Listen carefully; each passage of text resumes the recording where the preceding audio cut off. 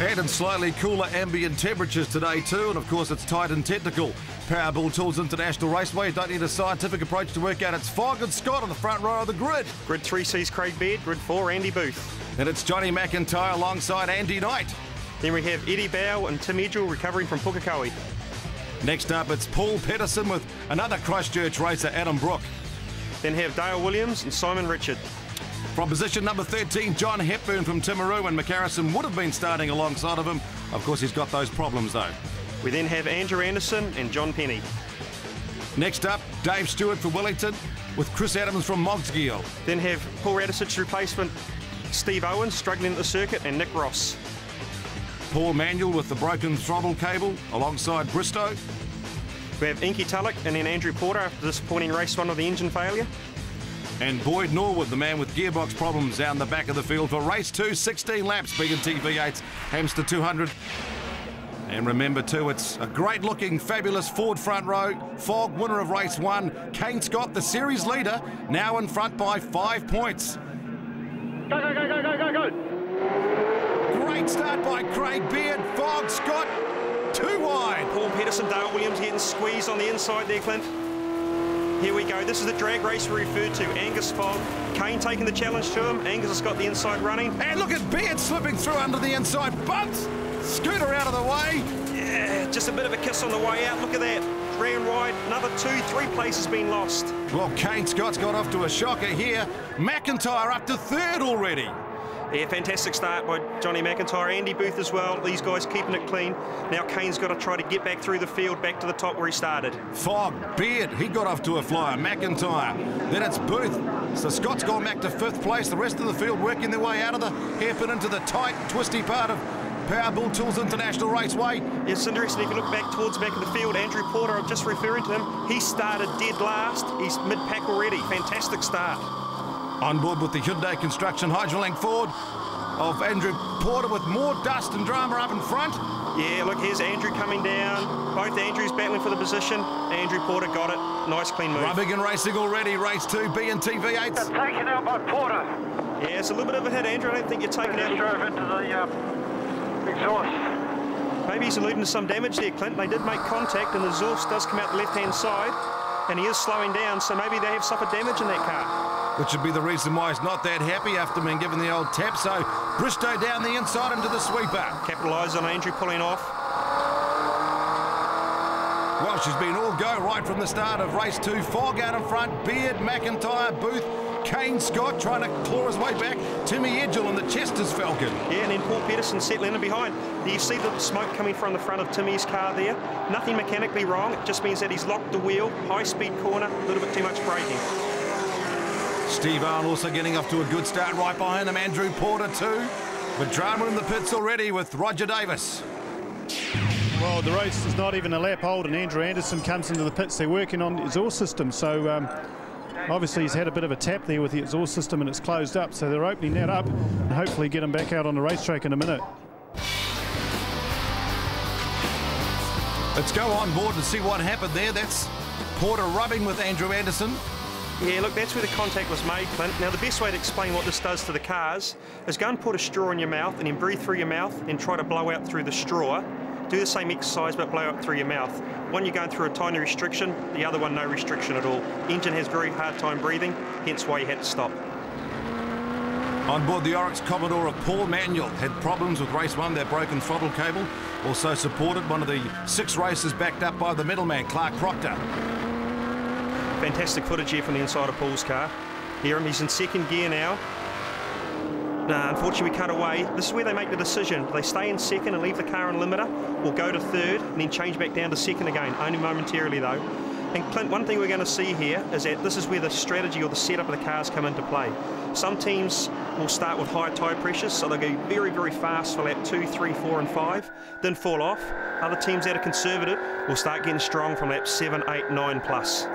On board with Adam Brook, one of the local guys who knows all about how to use the technology around these tight turns here in the BA, the Versatile Buildings BA. He's having a good battle here with Andy Knight. Andy Knight's gone a little bit wide. He's got problems there in the Milwaukee Ford, another one of the local Canterbury races, the TRS champion, so that's not a good sign for him. No, absolutely not. You know, they had a fantastic result going, started grid 6, so it's a shame to see. Here's K.SCOTT having a look down the inside of it.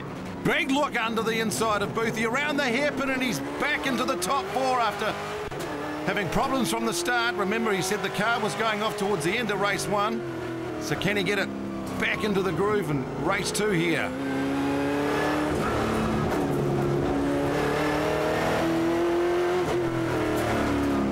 Great onboard sounds here around the tight, twisty part of Powerball Tools International Raceway, but it's still fog out in front. Gee, I tell you what, Beard, he really knows how to get those flying starts now that they've slowed it down. Yeah, one thing we noticed in race 1 and also race 2, Clint, is that the guys that are used to standing starts, like the Craig Beards, the Dale Williamses, the Andy Knights, got fantastic starts, and I'm just wondering if there's something to that because the starts are so slow, very similar to what we see in a standing start. Great shots here, new camera angle looking back from the roof of the LG Motorsport Ford of Angus Fogg. Here we see all the drivers using all the curb plus going over the white line. They have been warned that if they continuously do that, they will be brought in the pits for a drive-through penalty. Angus Fogg also setting a fast pace out in front. He's just done a 1:30.6. So cool temperatures this morning, quick lap times. You'll see Andrew Anderson just in the frame there momentarily. He's come out of the pits after getting his car repaired. Will he become part of this race? Hold the fast guys up? Time will tell. Hepburn under attack from Bristow, followed by Nick Ross. Yeah, you see what happens. You pinch the brake just for a second. 1-2 places lost straight away. Timaru racer side by side with the Christchurch man and the new 007, the old 007 Commodore. Common sense prevailed there, 2 into 1. One of the fastest, most dynamic corners on New Zealand motorsport. Good to see them both get through. Good racing further back down the field here in the BNT V8. Remember, it's 16 laps, race 2. The squawking Magpie winds Ford Falcon of Johnny McIntyre, the current series defending champion, and right behind him is the man who leads the series by 5 points at the moment in this race, K.SCOTT. So a great battle between those two rivals. Yeah, putting a fair bit of pressure on. The problem with that is when you start battling, it allows the cars in front to pull away. Brake water on, please. Brake water on. Okay, there we go. You know, okay, starting to settle in the race. Brakes starting to get hot. Not a great deal of cooling here. Such high temperatures. Just allows the brakes to get additional assistance from the water. Johnny McIntyre now under the pump from the Fujitsu heat pump of K.SCOTT. Yeah, just going wide here, probably just trying to suck Johnny in. Johnny's a seasoned campaigner, multiple champion, won't get drawn into that battle. So a couple of great scraps developing here. Fantastic shots looking back from the Ford of McIntyre.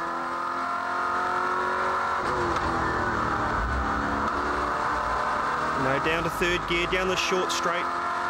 Okay, probably 140k, hard on the brakes now. Second gear, down to first gear. And look at the approaches that K.SCOTT is taking to try and get around Johnny McIntyre. That's the advantage he has been behind Johnny. He can be defensive, go one way or another. Steve Owen and Andrew Porter on the target of, oh, Simon Richards gets turned around there. And a bit of extra ballast just got in the background. Yes, away goes the mirror. Steve Owen, Andrew Porter charging back through the field. Also, there is Simon Richards now without that mirror. It's interesting, Craig Beard's actually managed to get on the back of Angus Fogg. Now this is the battle for the lead. Pulled away, probably because Johnny McIntyre and Kane are having their own battle. It's allowed Craig to concentrate on Angus, not be defensive. I think you see what he's doing there. I'm pretty certain you'll find he's actually turning on the water system to call the brakes. You'll see him look down to the right, click the switch. On turn 2, a warning to all cars crossing the white line on turn 2. So there's the warning for the whole field. Stay inside those white lines. Geez, wouldn't it be an impressive sight if the whole field got penalised on the same lap? They all had to come in for a drive-through penalty. It'd be like NASCAR. It'll be a simultaneous stop-go. Pit lane would never be the same. You wouldn't want to be the lead car and do 51k and break the speed limit. They'd all be in the game. Watch the crossing of the line on turn 1.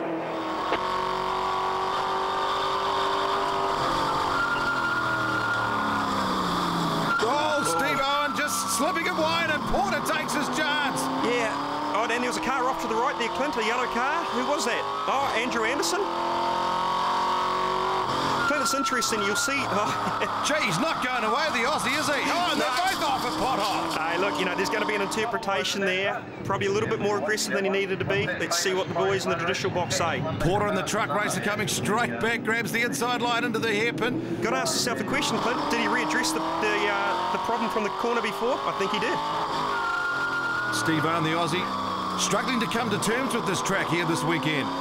This is a fantastic circuit, highly technical. You've got to do a lot of miles to get the hang of it. Hence, he hasn't quite had that mileage that a lot of the other drivers are used to. General warning for crossing white line, turn 3 and 11. That's this one. Do not cross white line, turn 3 and turn 11. Clint, that's quite interesting. All the other commentary had, it's been a general warning to all the teams. That sounded like a more specific delivery just to Steve Owen. So he's under pressure, just like our Hydrolink best under pressure moment. But Steve Owen, he's already tail happy going into turn 1. Porter ducks down the inside, takes the spot. Owen comes back at him again. And watch how he keeps his cool under pressure here. Porter gets pushed wide at pothole, but doesn't panic. Owen takes the spot, but Porter comes back and regains the position going into the hairpin. Very good driving. Cool under pressure. And there's more pressure to come. Stay with us in the BNT V8s.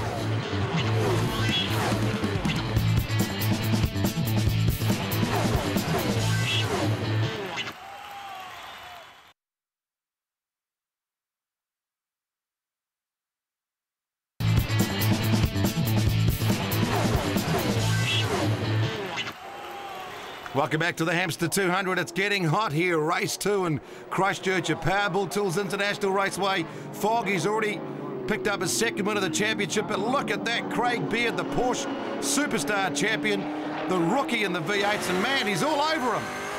He is too, Angus is using every ounce of road. Craig's been a little bit more conservative, probably because of their warning they've had. You see Craig ducking one way, ducking another. Probably trying to suck Angus into maybe a mistake. Could start to outpsych some of the V8 drivers, knowing that Craig Beard is really getting to grips with this car now. He's had a look on the inside. Angus has run wide. This is just going to be a drag race into turn 3. He's more than got to grips with it. He's got to the lead. You don't think this is over yet somehow, though. Look for the crossover. Yeah. Beard drifting wide. Ford back down the inside. Superb racing. Angus has got the preferred inside line here, so he will take the spot back. Beard still coming back, though. Yeah, it's just race is certainly nowhere over yet. Oh, this is classic rubbing and racing. Yeah, here we go. Craig, just maximum amount of pressure there. Oh no. Oh, too much pressure. And he's spinning him around. And then McIntyre and Scott say thanks very much, and it's donut time for Foggy. Yeah, oh man, what a fantastic result. Booth just missing Foggy when he come back on. Couldn't see through all the dust and the smoke and the haze, and now look at this out in front. It's Craig Beard, but how long will he stay there after giving him the old Liberace? My gut feeling is running at the start-finish line when he gets there. I wouldn't be surprised if there's a little present waiting for him. So what a dramatic turn of events here. Craig Beard, he turns around the race leader, takes over the lead, but may not be for long, and that could really play into the hands of Johnny McIntyre and K.SCOTT. Drive through for Beard. Attack. And that's Richard Field, the team boss for Johnny McIntyre. Get the drive through. I know, it's not talking. Whoa, she's hot in there. We've got a drive through. So the word is out. Sounds like Craig Beard had a little bit of a mission there to fault there, Clint. But he hasn't won 20-odd New Zealand championships for nothing. He knows it's his mistake. No, this will be a fantastic battle between the two Commodores of Nick Ross and Paul Manuel. Nick Ross has got that new engine that we talked about at Pukekohe. Nice, strong. Let's see what Paul does here. Paul's out of the draft.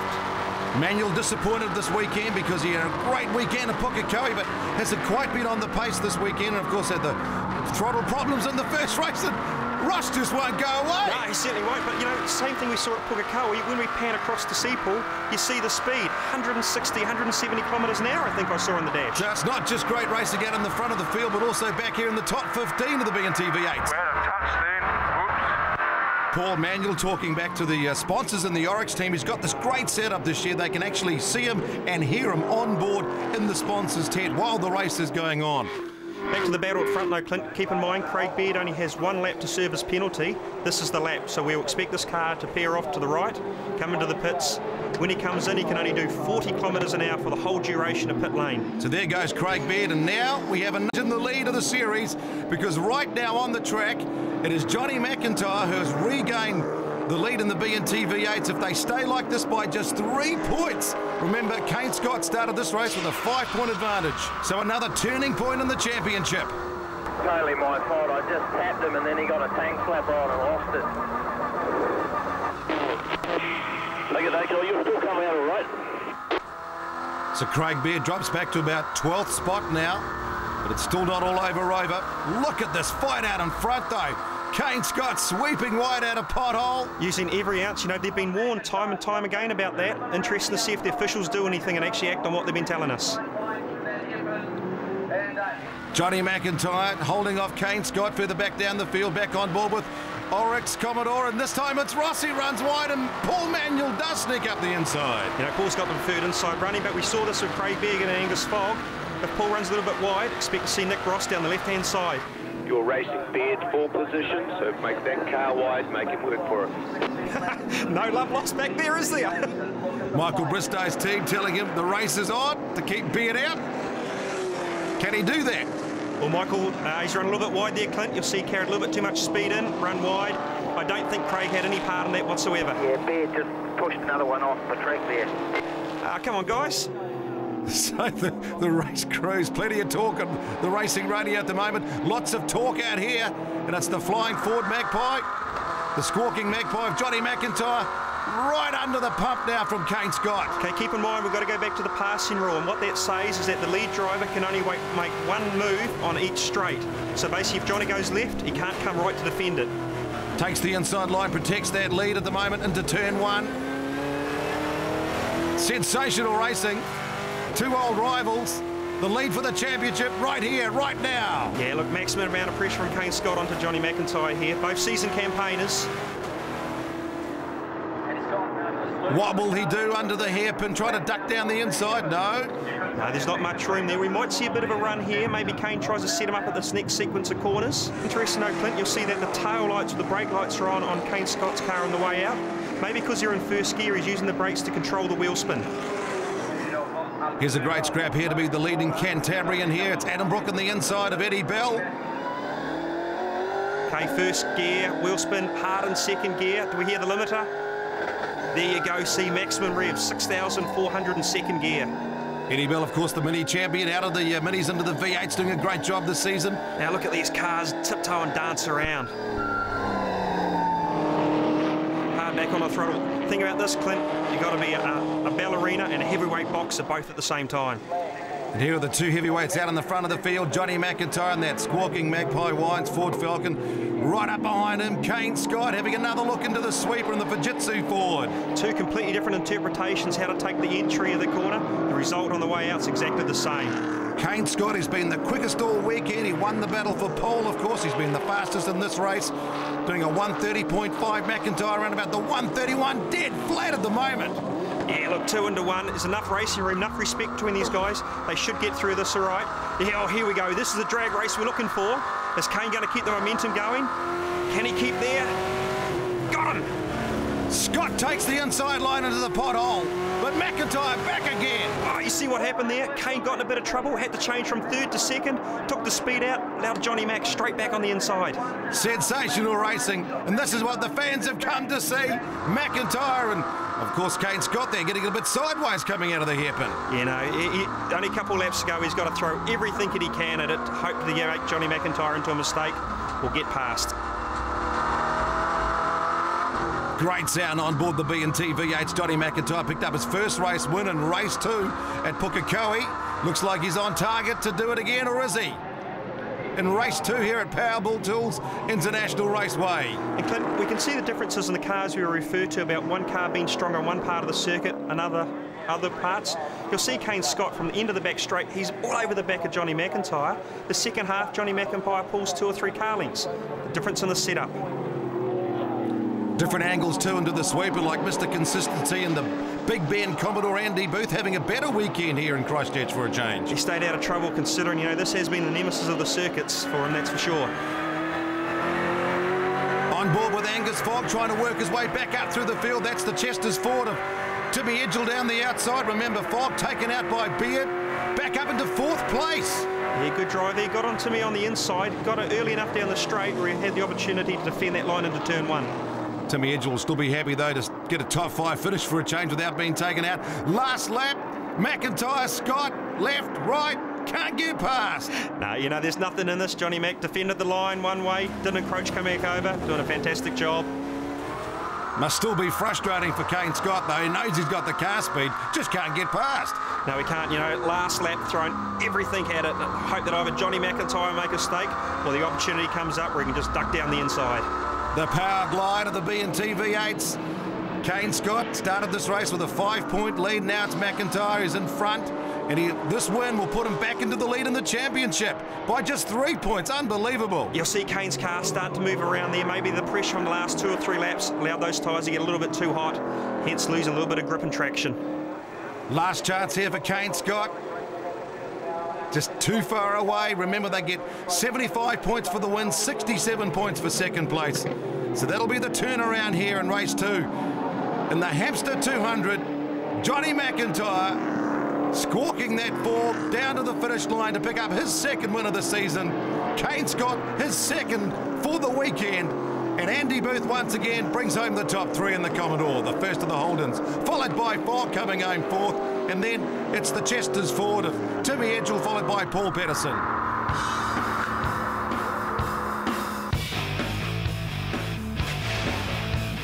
So confirming that result now, McIntyre, Scott and Booth, your top 3. Fogg, Edgell, Patterson, Brook and Bell. What a great battle for the Cantabs, rounding out the top 8.